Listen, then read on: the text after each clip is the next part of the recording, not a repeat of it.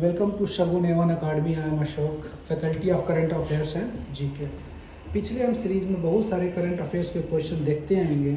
अभी हम आज देखेंगे बहुत सारे इंपॉर्टेंट क्वेश्चंस जो आपके एग्जाम्स के लिए वेरी इंपॉर्टेंट हो गए। Either it is central government examination और it is a state government examination. दोनों तरह के एग्जामिनेशन के लिए क्वेश्चन इंपॉर्टेंट हो गए।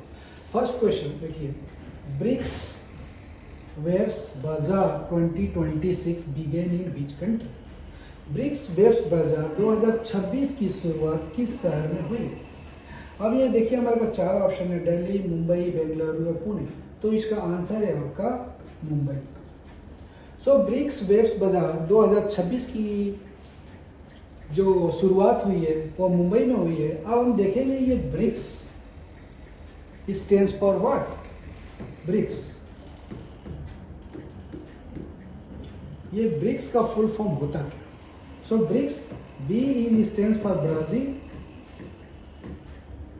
Brazil, R stands for Russia, I stands for India, C stands for China and last S, this S stands for South Africa.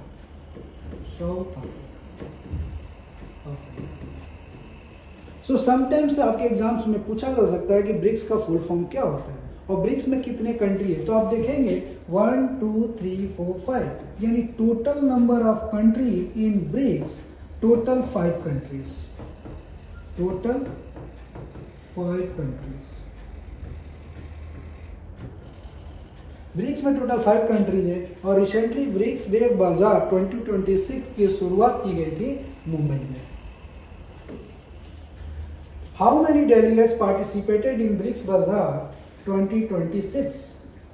पीछे question में हम देखेगा कि ब्रिक्स बाजार की जो शुरुआत मुंबई में की गई थी उसमें कितने डेलीगेट्स ने पार्टिसिपेट किए, क्योंकि ऑलरेडी ब्रिक्स में 5 कंट्रीज है। So total number of participants in the BRICS is 300 ने पार्टिसिपेट किए थे। पार्टिसिपेटेड। नेक्स्ट, इस क्वेश्चन में यह कहता है कि हु इनॉग्रेटेड ब्रिक्स वेव्स bazaar in 2026? So we have 4 option. So answer is Ashish Shelar. Ashish Shelar ने ब्रिक्स बाजार का जो इनॉग्रेट हुआ था, तो ये इन्होंने इनॉग्रेट किए। और सेलर जो है ये कल्चरल अफेयर मिनिस्टर है महाराष्ट्र गवर्नमेंट के। महाराष्ट्र गवर्नमेंट में ये कल्चरल अफेयर मिनिस्टर है। He is the cultural affair minister. Cultural affairs minister. Next, What was the repo rate in August 2026? Repo rate August 2026 में क्या है? अब रेपो रेट के समझने के लिए हम थोड़े से टूल समझेंगे आरबीआई के, तब जाके हम आएंगे कि इसके करेक्ट आंसर्स क्या है। आरबीआई देखते हैं कि आरबीआई जो है रिजर्व बैंक ऑफ इंडिया, जिसकी स्थापना 1 अप्रैल 1935 को हुआ।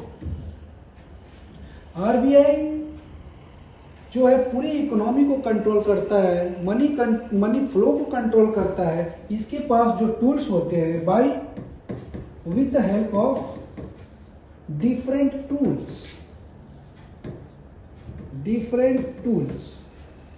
अब ये टूल्स क्या है जिसके थ्रू आरबीआई कंट्रोल करता है, मनी मार्केट को कंट्रोल करता है। सो हम देखेंगे इसके कुछ टूल्स है, जिसे फर्स्ट है रेपो रेट।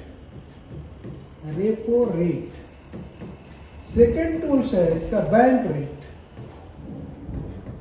रेट। थर्ड इसकी टूल है सीआरआर। इसका समटाइम्स एग्जाम्स में फुल फॉर्म भी पूछ लिया जाता है, तो हम बता सकते हैं cash reserve ratio. Next tool है जिसके थ्रू आरबीआई जो है कंट्रोल करता है मनी फ्लो को, वो है SLR. SLR. SLR stands for statutory statutory liquidity ratio. Next हम देखेंगे फिफ्थ टूल्स जिसके थ्रू आरबीआई कंट्रोल करता है एमपीसी को, that is OMO, open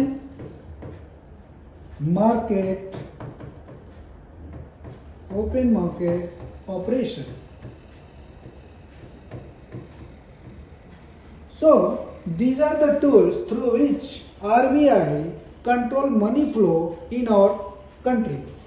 So यहाँ पे हम देखेंगे कि RBI इस समय जो लेटेस्ट जो कंट्रोलिंग मैकेनिज्म अपनाया रेपो रेट का, सो अगस्त 26 में ये कितना परसेंट था? So this was 5.25%, this was the repo rate.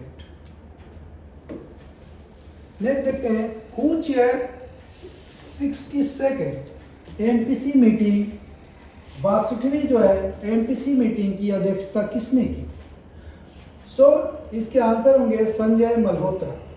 Sanjay Malhotra he is governor of RBI. Sanjay Malhotra जो है आरबीआई के लेटेस्ट गवर्नर हैं, governor of RBI Sanjay Malhotra. तो अगर हम सीरीज में देखें हैं कि कौन से सीरीज में ये आते हैं, इनका सीरीज में लिस्ट क्या है, तो ही is the 26th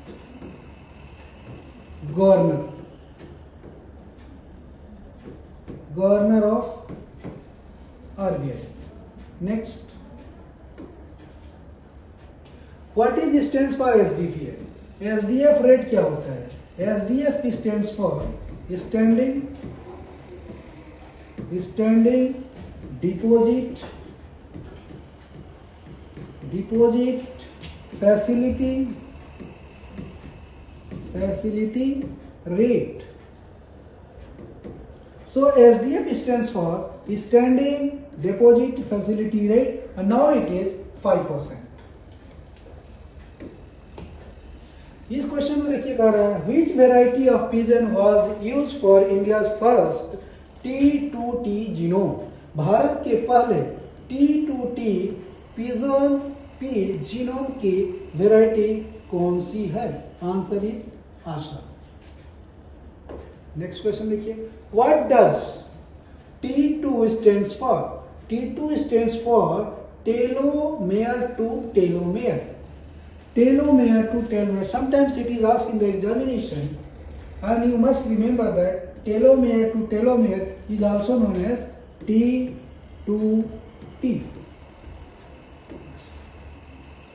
What is the genome size of pigeon pea? Pigeon pea का जो जीनोम साइज है वो कितना है?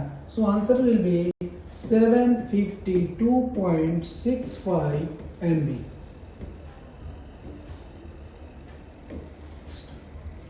Now this question is the Birth and Death Amendment Bill 2026 Amendment Act, birth and death amendment bill 2026 में किस act में amendment करता है, किस एक्ट को अमेंड करता है? तो इसमें देखेंगे registration of birth and death act 1969। It means that 1969 से ये डिसाइड किया गया कि हर बर्थ एंड डेथ्स को रजिस्टर्ड किया जाएगा।